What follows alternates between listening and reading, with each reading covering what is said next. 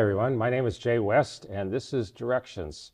Directions is a program about how things in life move us and take us in a different direction than we had planned. Sometimes it's a short-term thing, sometimes it's a long-term thing, and how people navigate those changes, trusting God, walking it out with their families and seeing remarkable things or sometimes catastrophic things happen, and then how to proceed afterwards. My special guest today is my own wife, Rebecca West. Hi, Rebecca. Good morning. Nice to see you. Thank you. Nice to be here. So nice to see you. We rode in the car together. So anyway, I went to Washington, D.C. in early February and came home after being there 7 days and was home for just a few days. And just in prayer, I felt like the Lord said, go back to Washington, D.C. in March and take Rebecca with me. So we began to put those plans into motion, buying airline tickets and making hotel reservations, not knowing what we were going to do in Washington, D.C., who we were going to see, who we were going to meet, what we would do, just on faith. And that's a major direction kind of change for me, because I'm used to having an invitation come first and then making the arrangements, not just going somewhere. So anyway, what was your initial thought when I came to you and said, I'm supposed to go to DC and you're supposed to go with me? Do you remember? Yeah, I mean, my initial thought was like adventure, exciting, let's go, Yeah. fun. Yeah. So we planned our trip, and then doors began to open, and we got to do a lot of amazing, incredible things. And we thought we would just share our story with you this morning. So what were some of the initial highlights for you, or any of the highlights? You want to just speak into that a little bit, and we'll just share back and forth. Yeah, well, first of all, kind of just the invite, the unexpected invite, and having it line up with my school's, excuse me, spring break, how the timing of it seemed to line up, and also how the timing of it lined up with the time that the cherry blossoms were projected to either be in the beginning stages of blooming, or some people even projected, they'd be in full bloom the very week that we were there. So and we were able to see several cherry blossom trees, some, early, not all of them were blooming, but many of them were. And it was just a beautiful, beautiful time to be in the city. Yeah, I've been there 18 times now, and this is my first time to ever experience the cherry blossoms. So that was very unique. And like you said, everything seemed to fall into order. Getting our hotel, getting our airline tickets. We had good flights, direct flight going. That always makes it easy when you don't have to change planes. Mm-hmm. And as we let some of our friends know, some things began to open up as well. But I know we can kind of go in order if you want to. Yeah. Our first luncheon was with a rabbi, Eric Titleman. You want to talk about that? Because I had already met him, but why don't you share your impressions of that lunch? Oh, yeah, that was definitely a delightful lunch to meet a man of faith that is in the area, and just, another fellow Messianic believer. So I have Jewish roots in my family, and have studied some Hebrew and am attracted to things like that. And I have a very passionate love for Israel. And so to meet someone who's like-minded in that way with a lot of experience, Eric actually lived in Israel. So his experience and knowledge is, far deeper, of course, than mine. And so that's just a privilege to, hear him talk. I did a lot of listening, and just really encouraged to meet another Jewish believer. So yeah. I met Eric on a Zoom call back in early January, and he put out there on the Zoom call, he said, hey, if anybody's ever coming to Washington, D.C., look me up. Well, I was going there 2 weeks earlier. Mm-hmm. So I immediately connected with him, and we had a lunch in that trip back in early February, and he was just a wonderful host and kind and generous, and was trying to help me connect to people. And because of your background and his background being so similar, it just seemed appropriate that you guys would meet too. So, and then Saturday, let's see, that would have been Friday, and we did some sightseeing. We went to some monuments and different things. We'll talk about that later. Yeah, Jefferson. Saturday, it was Saturday that we met with Vance Day, was it? Because then we had, yeah, it was Saturday morning we met with him. Yeah, So Saturday morning. Vance Day is special counsel to the United States Attorney General, and was just appointed to that position. And it was recommended by somebody else on another Zoom call I was on that I should meet him. And so I reached out to him. I was given his contact information, reached out to him. We had a few texting conversations and really hit it off just in texting.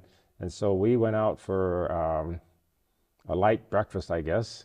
Where did we go? What was the name of that hotel? Wasn't it the Waldorf? The Waldorf, yeah. Yeah, a beautiful, beautiful hotel. You walk in, it's just like gorgeous. This just beautiful lobby, and then the restaurant inside there, you know, with huge skylight and a cherry blossom tree, you know, in the middle of it, and all decorated for the season of the cherry blossoms. They also had an amazing, I would say at least 4-story flag hanging in the courtyard there. Yeah. American flag. And Yeah. we'll try to put some pictures on here Yeah. as well for you guys to see them as we talk about these various things. Our conversation with Vance was interesting and intriguing. Knowing his history, he was a previous judge in Oregon, and then he was the Promise Keepers director for 3 years. And like I said, just recently appointed to special counsel of the Attorney General's office. Yeah. And even as we're taping this morning, it was interesting. We talked about it on the way in. The Attorney General had a news conference this morning because of some major criminal international terrorist was arrested in the Washington, D.C. area. And it just became more interesting because he gave us a tour of the Justice Department, and a major tour. Normally, private citizens don't get into the Justice Department, but we were given a tour. Talk about the tour. What were some highlights of the tour that you liked?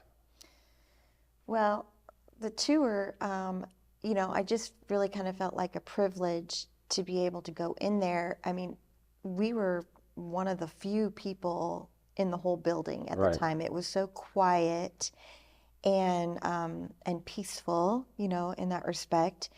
And you just could look down these very long, spacious hallways. A lot of them had flags of different countries and things. And you just knew, you know, that people go in and work in these offices, everyday citizens like you and me, basically, of course, with their legal backgrounds and different walks of life, of course, right? But just the importance of their work. You know, I was just impressed by how important their work is. And we are now walking through the hallways and praying blessing and peace and protection and divine wisdom for those that work in that space. So it was just a privilege. And I'm trying to think what else. That room that we went into. Right, we went into a room called the Grand Hall. The Grand Hall. Yes, and it was a very large meeting room, and then we stood behind the podium. We'll put this picture on as well. It was the same podium that President Trump had just given an address to 2 days earlier. And we stood in the very same spot. And it was just an honor to be in that room, to think about the number of things that happen in that particular room. Everywhere, anyone who has been involved with the Justice Department, the Justice Department is named after Robert Kennedy. It's the Robert F. K. Kennedy building. And just kind of plain Jane on the outside, just normal Washington, D.C. white marble kind of stuff. But on the inside, lots of paintings on the wall. Many, many paintings depicting all sorts of things in U.S. history on the walls. And Just huge painting, just huge. Floor to ceiling, and the ceiling is like 12, 15 feet tall, so it's not like an 8 foot.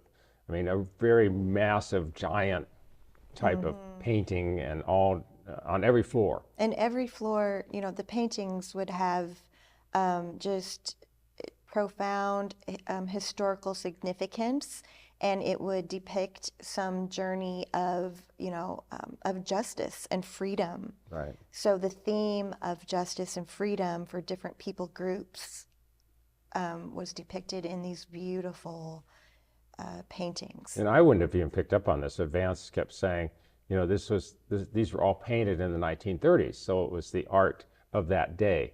And I wouldn't even have thought about the year or whatever. I would have just been looking at the pictures, which shows how much or little I know about art. But anyway, just a beautiful landscape, and then the various rooms. And he took us into his office. He had a beautiful office, and his is the only office for some reason with a conference room right next to it that he can use as well. And what was your impression of Vance overall? Share thoughts that that you remember of meeting him and our time, because we had 2 meals with him, went to church with him, and then had this tour, so we had quite a bit of time with him. So yeah, I would say just incredibly friendly and hospitable and courteous. Very courteous, yes. Just very respectful. Very, I want to say, like thoughtful, almost philosophical, kind of a deep thinking person, and very intelligent. Another thought that came to mind as he was sharing some of his story is just a lot of grit. Yes. And strong faith. So just determination, grit, strength, but yet also very kind-hearted, and paid attention to a lot of details. Actually, as well, he had a really funny sense of humor. So there's a little bit of punning and things that was kind of going back and forth between the two of you, which was kind of fun. So basically, just really kind of felt like we'd known each other, and that we had been friends for years. And I just felt like a freedom to just be able to talk about anything and just be myself. And I was thinking, with any new presidential administration, not everybody's going to like the people who are appointed. And every new administration, whether Democrat or Republican, coming in, looking back over previous presidents in recent history, not everybody's going to like the appointed people who are coming in. For us to meet one of those appointed people, spend quality time with them. I didn't know his name really prior to a week and a half ago. And yet he has an extraordinarily important position, special counsel to the Attorney General of the United States, and the influence that he has.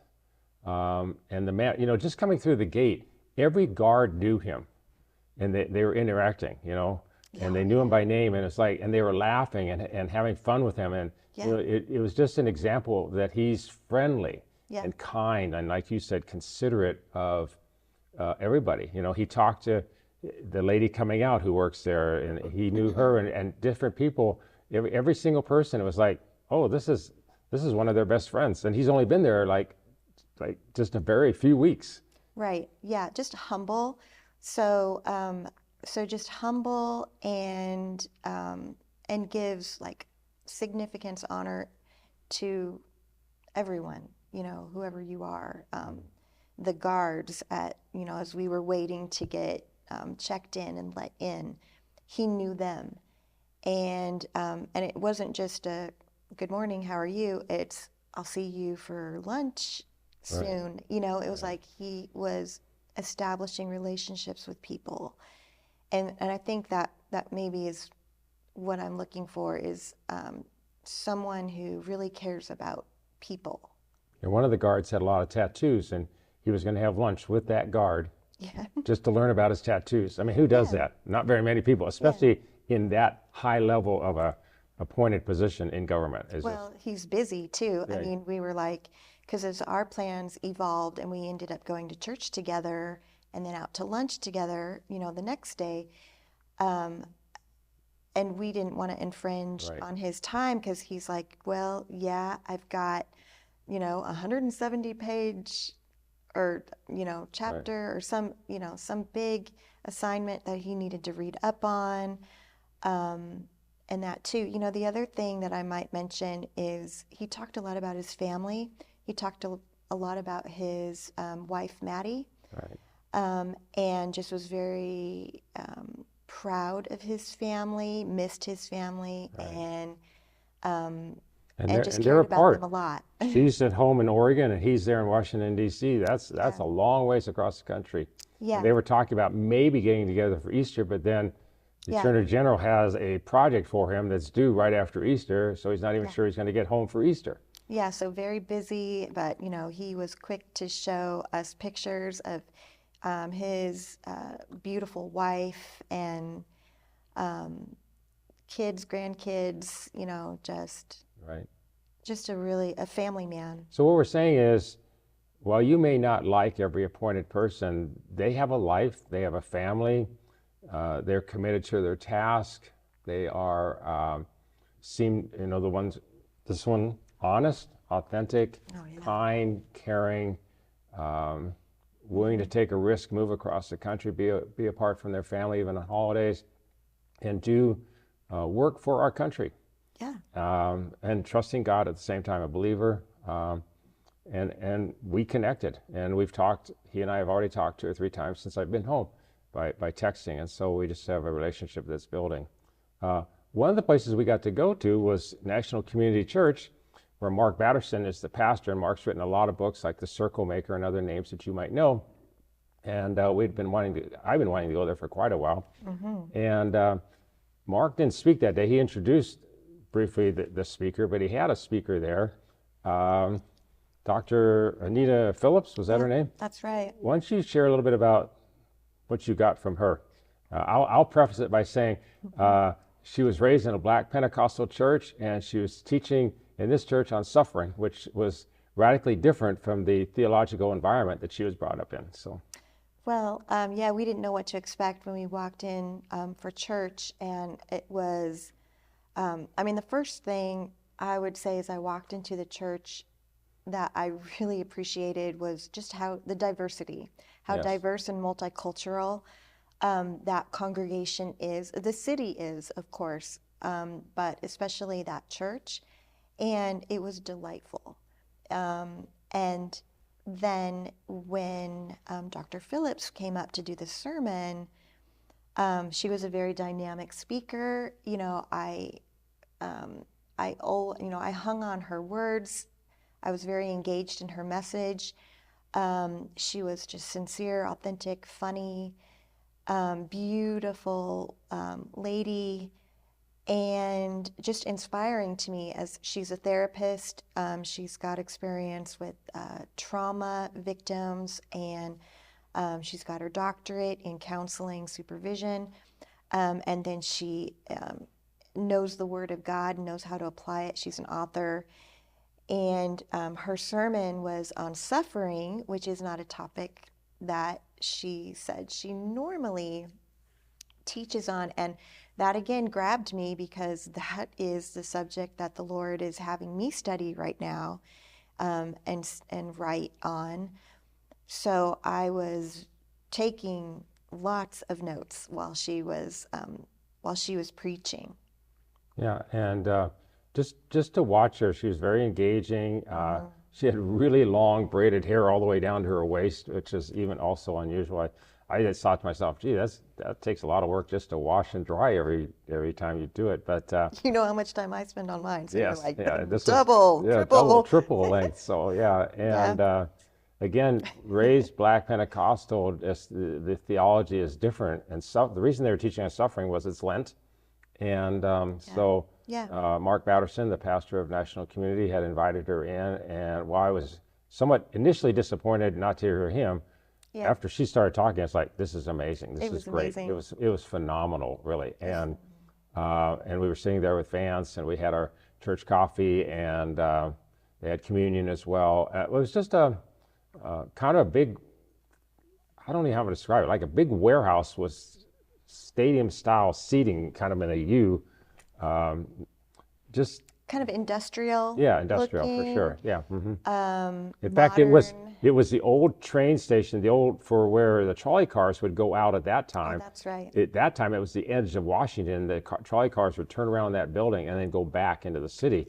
Of course, now it's not at the edge of the city at all. It's almost inner city. But Yeah. So it was a just a very modern industrial setting, but it was comfortable and it was, it wasn't distracting and it was excellent worship.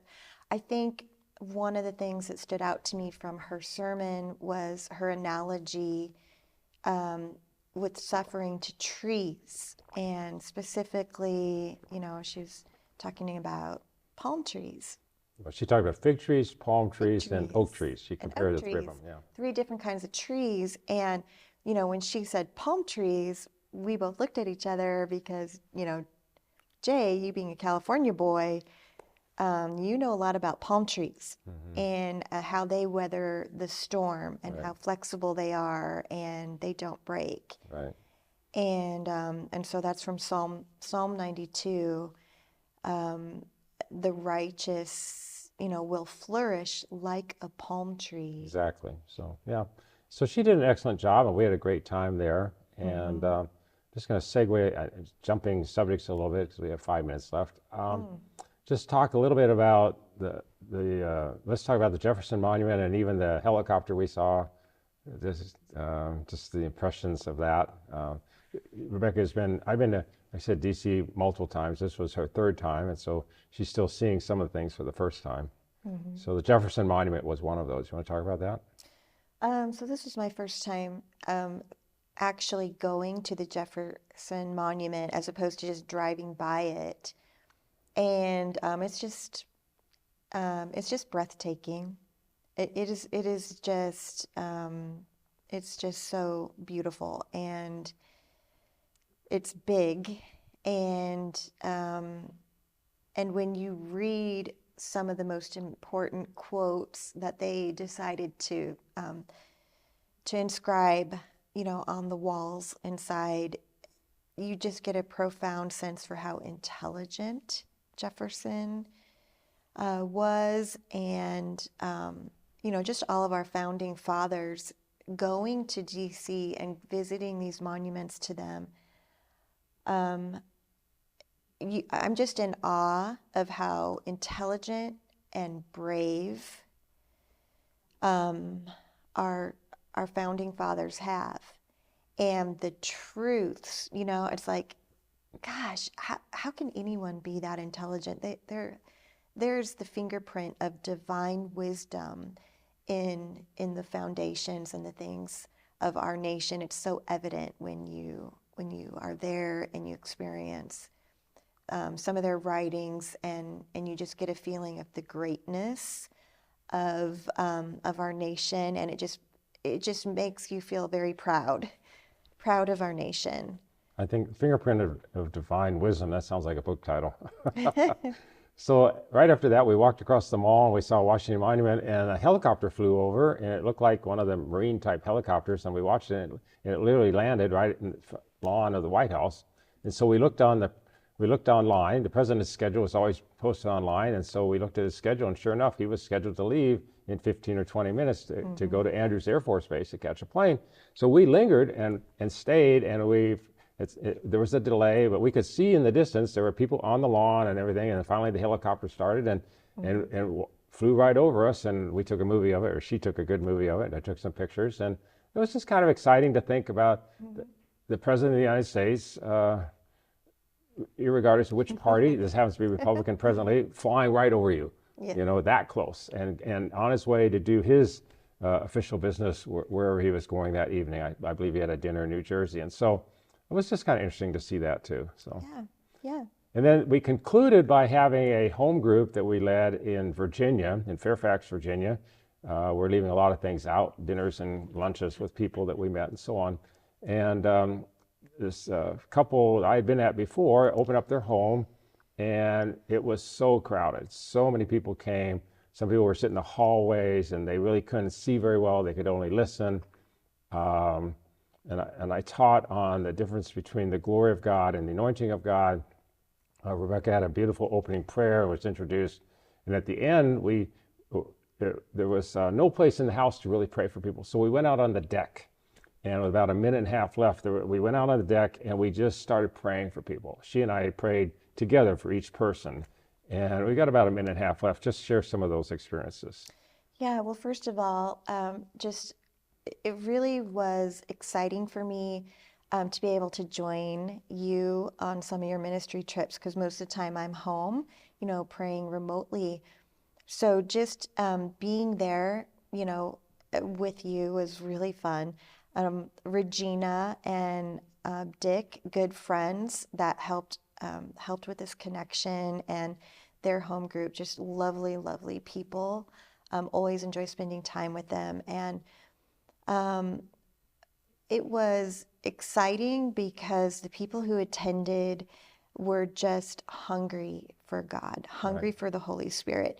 Again, it was multicultural. There were people from different nations. Right. There were, I spoke with some beautiful, people from Russia. Right. There were people from Russia, Black, Hispanic, Asian. Yes. And it was, Yes. they came hungry. And think about it, they came on a Monday night. It started at 6:30 and it finally concluded at 11. Yes. And this is the first night of the work week. So Yes. we're out of time. It was great talking to you guys today. Thanks for helping me recap our trip. We had a great time.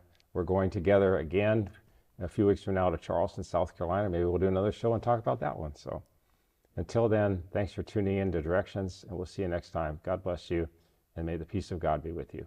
Bye-bye.